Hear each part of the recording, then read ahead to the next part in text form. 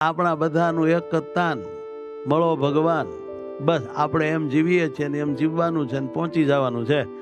તો પછી આવો દિવ્ય સ્વામિનારાયણ ભગવાનનો સત્સંગ મળ્યો છે કે જેમાં ભગવાન મળે છે, જેમાં આત્માનું કલ્યાણ થાય છે. આ લોકના સુખ તો બધા મળ્યા જ છે ને વાલા, ક્યાં કોઈ વાતની વાલો દેવામાં ખામી રાખે. માટે ભજન કરી લેજો, ભજન કરી લેજો. ભલે મોબાઈલ ને ઇન્ટરનેટ બધી સુવિધા હોય, પડી રહે એક બાજુ. આપણે ભગવાનના ભજનમાં ડૂબ્યા હોઈએ, કીર્તન ગાતા હોઈએ, દંડવટ કરતા હોઈએ, પદીખણા ફરતા હોઈએ, પદયાત્રા લઈને નીકળ્યા હોય, એમાં મોબાઈલ શું આળો કરે, હું કરે. અમે અત્યારે ભજનમાં છીએ, ઘડીક અમારા કામ પૂરતો તને અમે છે ને સન્માનીશું, પણ પછી કાંઈ અમે તારા ગુલામ થોડા છીએ. એ ગધેડા, આઈ એમ સહજાનંદી સિંહ, અમે સ્વામિનારાયણના ગુલામ. અરે આ સંતો ભક્તોના ગોલા.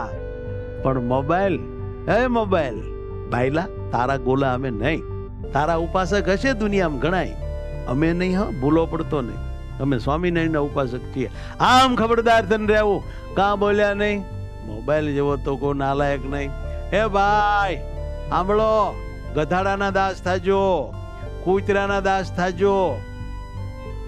કેમ જે કૂતરો વફાદાર છે, ગધાડો કામ કરનારું હારું કર્મચારી છે. ગધાડાના દાસ થાવ, કૂતરાના દાસ થાવ, પણ મહેરબાની કરીને મોબાઈલના ગુલામ ન થાવ. આટલી તો ખબરદારી રાખવી કે નહીં?